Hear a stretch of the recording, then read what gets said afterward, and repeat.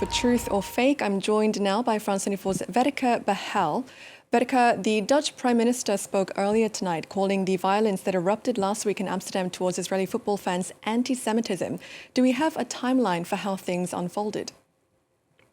Yes, Jenny, using verified social media footage and accounts, we do have a rough idea of how things unfolded in Amsterdam last week. In fact, according to this chronology of events, last week's attacks on the supporters of the Maccabi Tel Aviv football team in Amsterdam followed tensions that were, in fact, present before the match even took place on Wednesday. So let's go through what we know chronologically.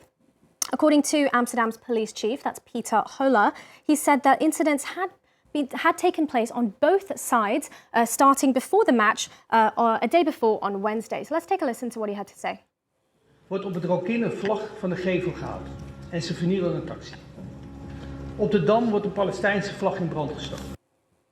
Now, there is social media footage showing Maccabi fans tearing down a Palestinian flag in central Amsterdam, and Dutch media have reported on the incidents that Peter Holler mentioned there, the vandalism of taxis and also the burning of the Palestinian flag in the central Dam Square. So these are events that took place before the match on Wednesday. But if we move forward to the day of and during the football match, on the way to the stadium in this video that has been verified by Reuters news agency, some Maccabi fans were filmed chanting racist anti-Arab slurs, saying, "Let the IDF win, we will F the Arabs."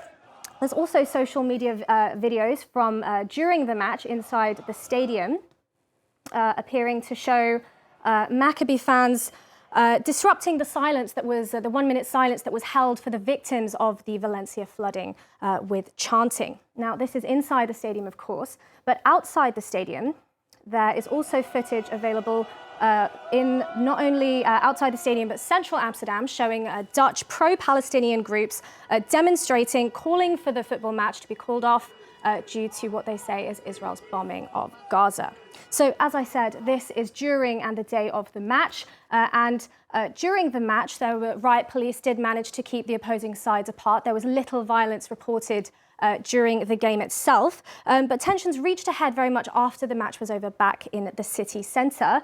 These videos, verified by the New York Times, show groups attacking Israeli fans, kicking victims, throwing fireworks, as well as chasing them on scooters and electric scooters as well. So far, Dutch police have arrested 63 people in connection with these attacks. But Jenny, this is all that we know for the moment. Now, Verica, some would argue that the images from, before and during the match, awful as they are, aren't dissimilar from the taunting and provocation that takes place at many football matches.